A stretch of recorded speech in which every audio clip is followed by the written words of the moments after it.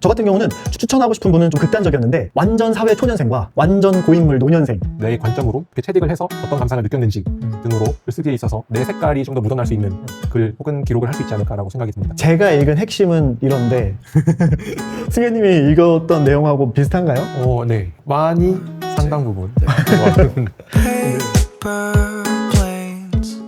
저희 채널에서 새롭게 선보이는 북앤로깅에 오신 여러분을 환영합니다. 북앤로깅은 기록이라는 주제를 바탕으로 저희가 책들을 선정해서 책을 소개하고 책 안에 들어있는 내용이 정말 우리 삶에 도움이 되는지를 저희가 직접 테스트해보고 확인해보고 여러분들에게 그 경험을 나누는 컨텐츠입니다. 양질의 정보를 제공을 해드리고 객관적인 시선을 유지하기 위해서 제가 게스트 한 분을 모셨습니다. 안녕하세요. 안녕하세요. 반갑습니다.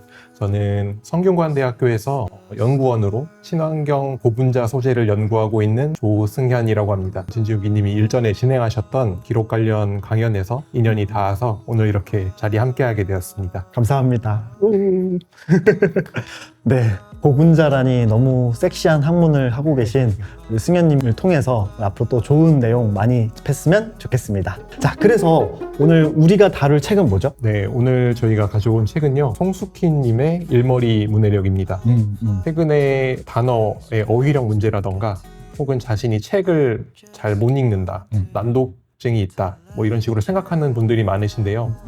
그거에 대해서 뭐 다루고 있는 책이기도 하고, 또는 직장이나 뭐 학업 관련해서 보고서를 쓴다던가 기획서를 쓴다던가 문서를 작성하는 영역에서도 본인이 어떤 역량을 발휘하고 혹은 현재 갖고 있는 문제점을 개선할 수 있는지에 대한 그 해결책을 다룬 책이라고 보시면 될 것 같습니다. 이 책의 내용을 먼저 간단하게 핵심을 좀 정리해서 여러분한테 설명을 드린 후에 저희가 생각하는 세 가지 포인트를 짚어서 말씀을 드릴게요. 송숙희 작가님의 일머리 문해력은 일머리, 그러니까 일을 하는 우리의 사고와 논리에 대해서 다루는 책입니다. 쉽게 말해 우리의 소프트웨어를 업그레이드 시켜주는 그런 책인데요. 이 소프트웨어 업그레이드의 핵심 원리는 바로 메타 문해력입니다. 그냥 문해력이 아니라 메타 문해력이라고 주장하고 계시는데, 이 메타 문해력이 뭐냐면 우리가 아는 그 문해력 플러스 우리가 접하는 정보들을 분별하고 나에게 맞는 내 문제를 해결할 수 있게 적용시키는 과정까지 포함하는 포괄적인 시스템을 얘기하는 거고요. 이 메타 문해력을 키우기 위해서 송숙희 작가님께서 제안하는 거는 IPO 시스템, 그러니까 입력 그리고 생각하고 출력하는 방식, 읽기, 생각하기, 쓰기, 이 세 가지 과정을 다 거쳐야 한다라고 주장하고 계십니다. 그래서 읽기에서는 보통 책이나 어떤 영상이나 컨텐츠를 일방적으로 흡수하는 것이 아니라 내 문제가 정확히 무엇인지를 찾는 것부터가 읽기의 시작이라고 얘기하고 계시고요. 이 읽는 방식을 크게 두 가지로 구분하고 있는 게 저는 굉장히 인상적이었어요. 하나는 피라미드 방식으로 처음에는 대주제로 시작해서 찾고자 하는 주제로 좁혀나가는 방식의 읽기를 추천하고요. 두 번째는 몸통 읽기라고 해서 가장 핵심이 되는 이론이나 주제를 먼저 파악하고 그것과 관련된 서브 주제들을 이렇게 넓혀가는 그런 가지치기 방식의 독서법을 두 가지를 소개하고 계십니다. 그리고 여기서 끝나는 게 아니라 읽은 정보나 얻은 정보를 반드시 흡수할 수 있는 지식으로 요약해라. 그래서 정보를 정보에서 끝내지 않고 지식으로 요약하는 것까지를 읽는 과정이라고 주장하고 계시고요. 생각하기 과정에서는 이제 이 내가 찾은 문제를 해결하는 방식을 제안하고 있습니다. 쉽게 말해서 우리의 사고방식, 이 논리력을 뭔가 집중해서 설명을 하고 계신데요. 여기서 가장 인상적이었던 건 이 프레임 싱킹이라고 해서 우리가 생각하는 틀을 아예 딱 정해놓고 그 틀에 맞춰서 계속 생각하는 것들을 제시하고 계세요. 디자인 파트에서 많이 하는 그 디자인 프로세스 싱킹, 그러니까 문제를 찾고 문제를 정의하고 그거에 따른 아이디어를 도출하고 그리고 그 아이디어에 따른 제품을 만들어서 테스트하는 이런 방식의 이 논리 정연한 사고 구조를 계속 강조를 하고 계십니다. 이렇게 해서 우리가 생각을 다 완료하게 되면 우리가 찾은 문제 해결책을 실제로 실행을 해야 되잖아요. 그래서 그 실행을 하기 위한 가장 적합한 방법이 바로 쓰기인데, 쓰는 이유는 결국 내가 찾은 이 문제 해결법을 상대방에게 설득을 통해서 그걸 진짜 실제로 행동에 옮길 수 있도록 설득하는 과정, 즉 소통하는 글쓰기에 대해서 굉장히 주장하고 있습니다. 어떤 업무 이메일부터 시작해서 기획안, 제안서 등과 같이 내가 생각한 문제 해결 방식을 다른 동료나 다른 파트너에게 설득하기 위한 글쓰기를 제안하고 있습니다. 이 글쓰기에서 가장 중요한 것은 바로 소통이었는데요. 내가 쓴 글을 상대방이 읽고 바로 행동으로 옮길 수 있도록 논리 정연하고 쉽고 빠르게 핵심을 전달하기 위해서 순서를 굉장히 강조를 하고 계셨어요. 네, 그래서 그런 부분이 굉장히 인상적이었고 제가 읽은 핵심은 이런데 승현님이 읽었던 내용하고 비슷한가요? 네. 많이 상당 부분. 각자가 읽어본 소감에 대해서 3가지 포인트를 짚어서 한번 얘기해 볼게요. 승현님은 어떠셨어요? 앞서 진지욱이님께서 책의 구조를 설명해 주실 때 여러 가지 이제 방법론을 제시해 주었다고 말씀을 해 주셨는데요. 저는 이 방법론 말고도 이제 개인이 이런 방법론을 익히고 그리고 어떻게 내 것으로 만들어서 이제 글을 작성하느냐에 있어서 이제 마인드 세팅이라고 흔히들 얘기하죠. 이런 걸 어떻게 하면 좋을지를 가볍게 얘기해 주셔서 그 점이 좀 기억에 남아요. 책에 보시면 그 가장 마지막 꼭지에 세상에 뭐 못 쓴 글은 없다 뭐 이런 식으로 표현을 해주셨는데 각자가 경험과 관점을 가지고 쓴 글은 되게 고유한 거잖아요. 그 사람만이 갖고 있는. 그러니까 이거를 잘 썼다, 못 썼다의 평가 잣대를 들이밀 것이 아니라 그냥 이거 자체로도 충분히 가치가 있다.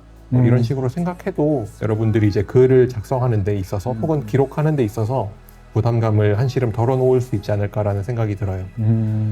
그리고 독서와 관련된 부분에서 긴 글을 읽어라 라고 얘기를 해주셨어요. 인터넷이나 혹은 동영상 같은 것도 보면은 짧은 숏폼의 형태가 굉장히 많다 보니까 장문의 글을 읽는 데 사람들이 익숙하지 않고 혹은 익숙했더라도 그거를 조금씩 잊고 있는 경우가 많은 것 같아요. 근데 이때 발생하는 문제점들이 긴 글 혹은 대화나 혹은 정보, 다량의 정보를 익히는 데 있어서 순간순간 집중력을 잃게 되거나 혹은 앞에 있었던 내용을 잊게 되거나 하는 경우가 많은데 긴 글, 뭐 소설이나 혹은 제 생각에는 이렇게 기승전결이 있는 소설류가 좋다고 생각이 드는데 그런 거를 자주 접하게 되다 보면은 여러분들이 갖고 있던 그 읽기, 독해나 뭐 이런 부분에서의 발생하는 문제점들이 어느 정도 완화되지 않을까, 도움이 되지 않을까 생각이 듭니다. 실제로 그 관련해서 연구하시는 학자들이 주장하는 것이 바로 소설을 읽는 거. 그래서 긴 텍스트를 잡고 읽는 훈련을 해야 읽는 뇌가 발달한다라고 주장하시더라고요. 그래서 저도 그 얘기 들으면서 되게 또 여기서도 그 얘기 해주셔가지고 반갑긴 했습니다. 마지막 3번째는 내 생각은 내 언어로 표현하라 라는 표현이 있었어요. 근데 저희가 그거를 읽고 생각이 들었던 거는 우리가 많은 정보를 접했을 때 그거를 그냥 단순하게 재구성한다거나 그냥 앞뒤 순서를 이제 조립하듯이 바꿔서 쓰는 경우가 많더라고요. 저도 그렇고 의식하지 않는다면은 그런 식으로 이제 정보의 나열만 있게 되는데 그런 게 아니라 이제 내 관점으로 내가 어떻게 체득을 해서 이거에 대한 감상을 어떤 감상을 느꼈는지 등으로 정말 내가 말하듯이 내 언어로 누군가와 대화하듯이 표현한다면 글쓰기에 있어서 내 색깔이 좀 더 묻어날 수 있는 글 혹은 기록을 할 수 있지 않을까라고 생각이 듭니다. 논리적으로 여러 가지 얘기를 쫙 해주시다가 마지막에는 또 이런 얘기들을 좀 해주시더라고요. 네, 맞아요. 저의 3가지 포인트는 첫 번째는 이 3단계 시스템이었어요. 이 송숙희 작가님께서 모든 논리 구조를 다 3단계로 설명을 하시더라고요. 입력과 생각과 출력, 그냥 요 시스템인데 이걸 글을 쓰는 순서든 우리가 생각하는 순서든 3단계를 적용해서 설명하시는 게 굉장히 좋았고, 그리고 특히 이 책이 지향하는 궁극적인 방향은 저는 소통이라고 생각했거든요. 내가 누군가에게 나의 생각이나 의견을 정확하게 전달해서 상대방이 그걸 바로바로 적용할 수 있게. 그래서 어떻게 보면 카톡이나 이메일 같은 거 너무 많이 하긴 하는데 저도 제가 정리되지 않은 상황에서 너무 막 장황하게 카톡을 보내거나 아니면 너무 결론이나 핵심을 빼놓고 자꾸 저의 기분만 전달하는 경우가 많아서 최대한 상대방 입장에서 제가 말하고자 하는 요지가 무엇인지를 짧고 분명하게 직관적으로 파악할 수 있게 쓰는 것에 굉장히 큰 많은 도움을 줬다라는 생각을 하고요. 3번째로는 생각을 키우는 방법론 중에서 이송숙희 작가님이 추천해 주신 게 바로 저널링이었어요. 그래서 사실 너무 반가워서 이 책을 저희도 다룰 수밖에 없었는데요. 한 가지 주제에 대해서 이제 깊게 생각해서 쭉 쓰는 저널링. 그러니까 우리가 그냥 무슨 일이 있었다를 나열하는 것이 아닌 어떤 주제에 대해서 깊게 파고 들어가는 그 저널링을 굉장히 강조하시면서 하루에 15분씩 저널링을 쓰는 습관을 가지면 우리의 생각하는 힘을 기를 수 있다라고 주장해 주신 게 너무 좋았어요.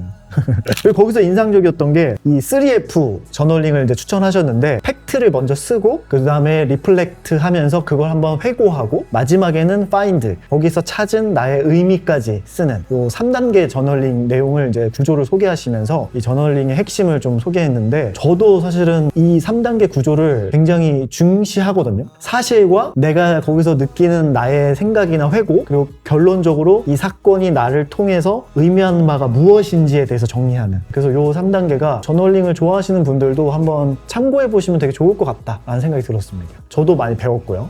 저도 말씀해주신 그 3F에서 그 두 가지, 앞에 2F도 물론 중요한데 저는 마지막 3F, find의 과정이 가장 중요하다고 생각을 했어요. 이제 내가 어떻게 느꼈냐, 그러니까 모든 정보에서 내가 어떤 거에 방점을 두고 있느냐는 사람마다 다 다를 거기 때문에 맞아요. 그게 내가 어떤 가치를 조금 더 중요하게 생각하고 있느냐를 들여다볼 수 있는 작은 시작점이 될 수도 있다는 생각이 들어요. 단순히 목적성뿐만이 아니라 내가 이런 정보를 접했을 때 내 내면으로는 이쪽으로 자꾸 관심이 간다던가 이런 거를 들여다볼 수 있는 계기가 될 수도 있어서 내가 뭘 좋아하는지 혹은 어떤 거에 관심이 있는지를 좀 헷갈려 하시는 분들에게는 뭐 이런 접근 방법이 내면을 좀 더 가다듬고 보듬는 데 도움이 되지 않을까 싶어요.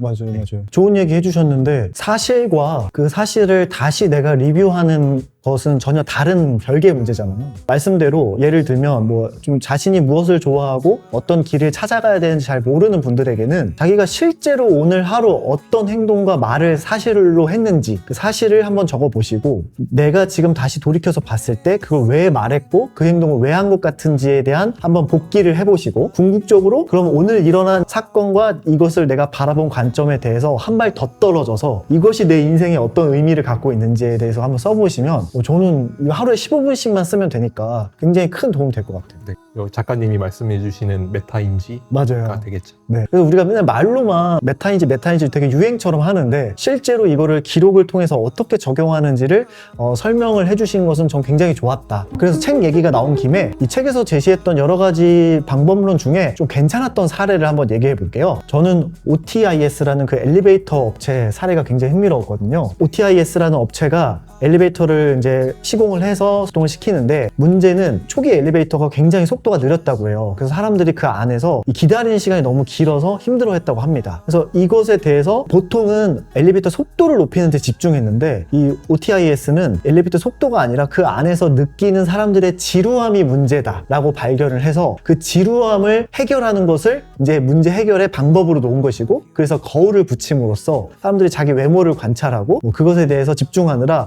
올라가는 시간에 대한 그 지루함을 느끼지 못했다 라는 되게 똑똑한 방법이죠. 기술적으로 굉장히 어렵고 그리고 위험했던 엘리베이터 속도를 높이는 방법보다는 거울을 붙임으로 인해서 그 속도를 느끼는 지루함을 해결하는 것, 프레임 싱킹의 어떤 대표적인 사례로 나오는 예시였는데, 이게 굉장히 좋았었어요. 네, 저도 이 부분을 되게 흥미롭게 읽었는데요. 그러면서 지금은 그럼 거울도 있지만 디스플레이를 이용해서 광고를 넣는다거나 맞아요. 아니면 짧은 형태의 동영상을 계속 보여준다거나 이런 식으로 이제 관심을 다른 데로 돌려서 사업적인 용어로 뭐 UX라고 얘기를 많이 하죠. 그러니까 사용자 경험을 좀 더 개선하는 방향으로, 기술적인 부분이 아니라 사용자에게 좀 더 집중을 해서 문제를 해결한 게 이게 흥미로웠어요. 이 책이 저한테는 재밌었던 부분은 디자인 싱킹 프로세스라는 그 되게 단순한 구조의 사고 방식이지만 그게 실제로 우리 사회나 우리 산업에 적용됐을 때 어떻게 되는지 예시를 이제 설명을 해주셔가지고 이해하는 데는 되게 쉬웠던 것 같아요. 물론 각자의 어떤 문제나 그 문제를 찾는 방식은 이제 자세하게 설명되어 있진 않지만, 그래도 이런 예시나 사례를 통해서 여러분들 삶에서도 어떤 내가 갖고 있는 문제의 정말 핵심이 무엇인지, 그리고 그 문제를 해결하기 위한 방법을 좀 더 창의적으로 해결할 수는 없는지에 대해서 고민해 보시면 되게 좋을 것 같아요. 그리고 이 책을 읽다 보니까 같이 읽으면 좋겠다라는 책이 떠오르긴 했는데요. 연관 도서들을 좀 추천을 한번 드려볼게요. 승현님이 갖고 오신 책은 뭐죠?